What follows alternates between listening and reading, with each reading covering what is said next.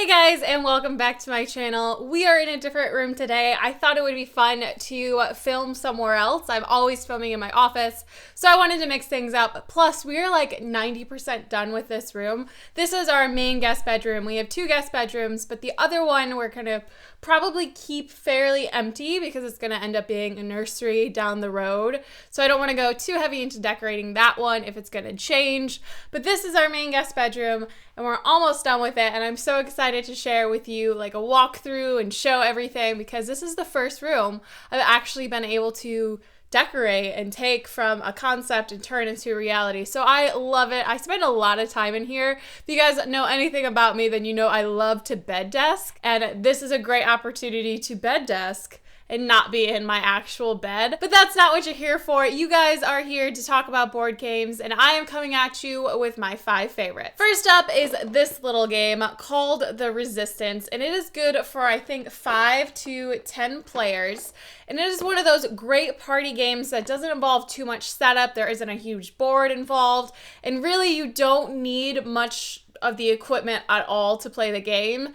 A lot of it's just to help remind you like who's doing what. So the basic concept of this game is that you are all part of a resistance team trying to defeat this corrupt government. So you are going on missions and you're trying to thwart this evil, yet there are spies in your midst.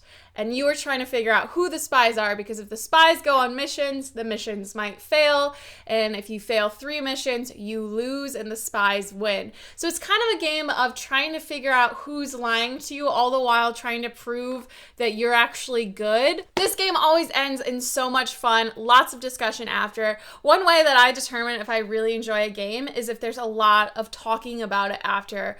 Even days or weeks later being like, I can't believe you were the spy and you convinced me you weren't. So this is a really fun party game, and you can play it with 13-year-olds and up. It's not too complicated to understand, but it does involve lying. So if you don't want your kids to learn how to lie like an evil villain, this may not be the game for families, but it's definitely fun. If you have a couple of drinks, have some friends over, and you want to play something simple that doesn't take a lot of time, it's about 30 minutes to play. It really depends on how much time you give to people to persuade, if that makes sense. So there's about 5 rounds, and you have the chance to be like, put me on the team, I'm not a spy.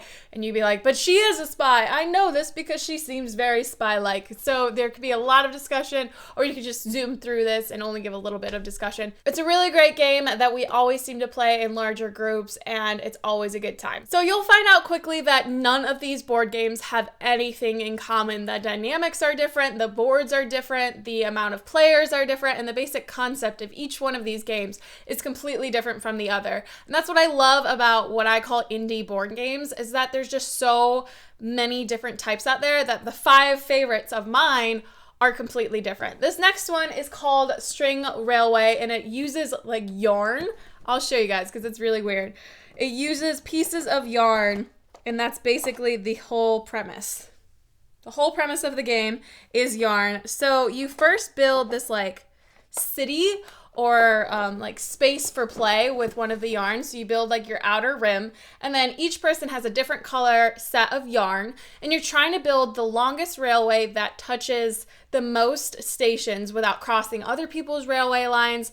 And it's just a lot of fun because it's all points based, and certain stations allow you to have certain numbers of trains there, but if you go to the same station, it doesn't count as points, and you just draw out your little yarn line in any way you can imagine. You can like touch very, very closely to another person's yarn, and that doesn't count. So it's really creative, and the boards never look the same because you're building it yourself.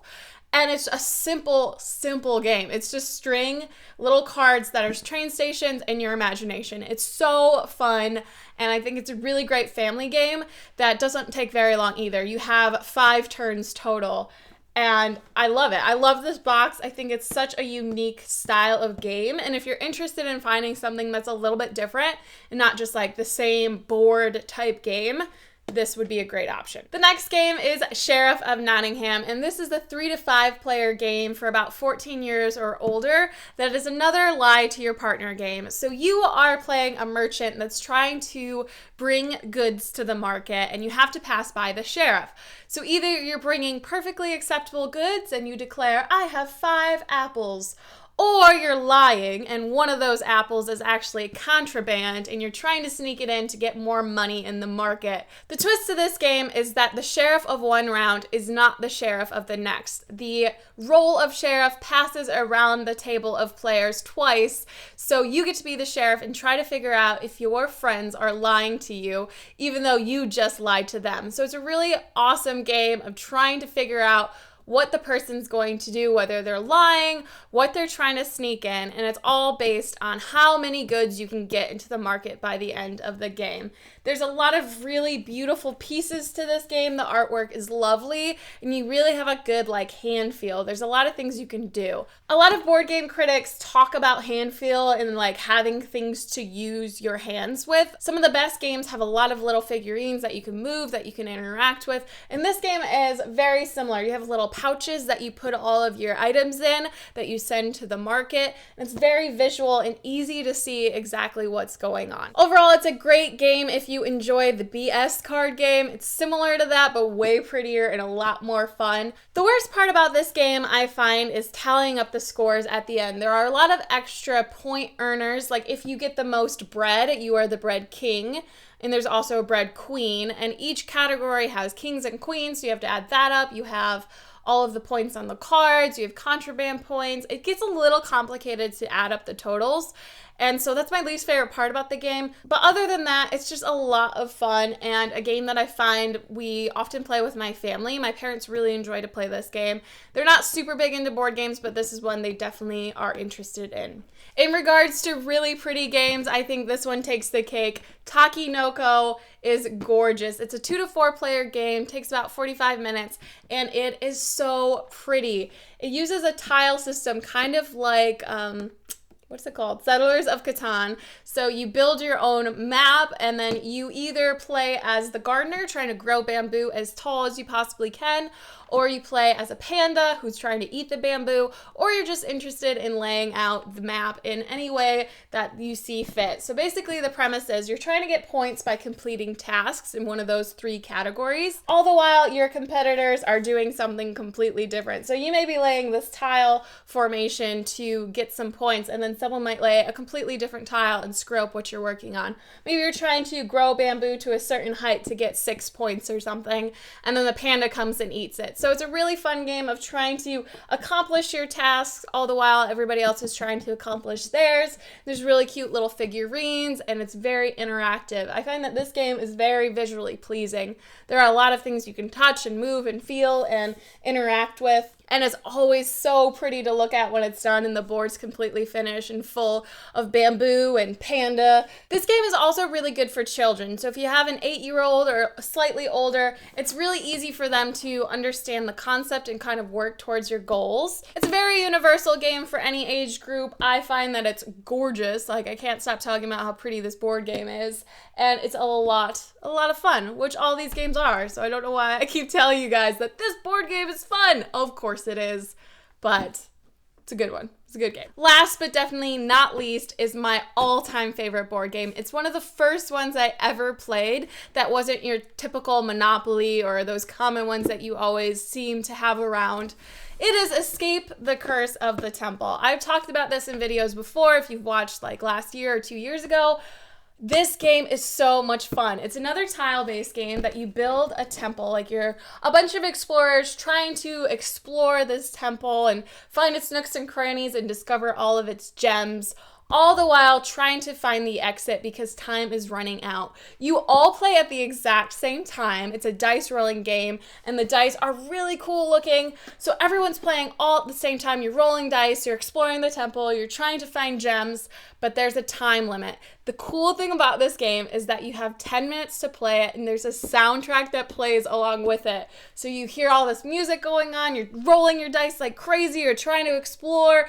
There's so much in this game that I could spend a whole video just explaining how to play it.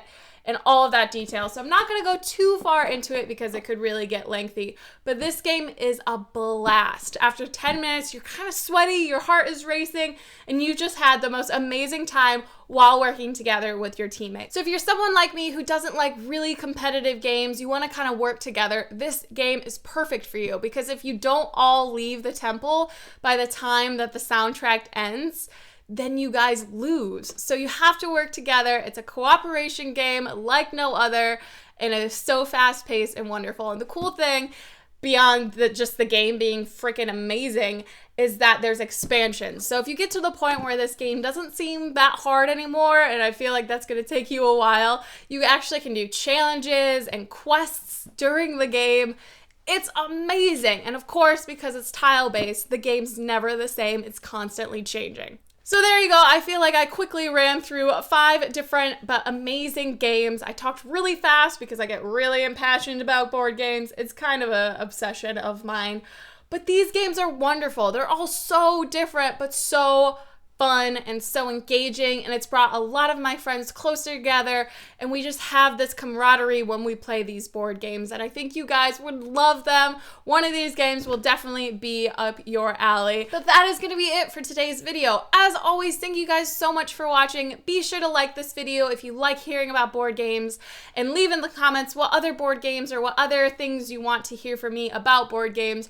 I started doing a series on my blog where I talk about different categories of board games. I did one all about cooperation, collab games. So if there's any categories or anything you want to know about board games, leave it in the comments. But that's going to be it for me. I will see you guys in my next video. Bye!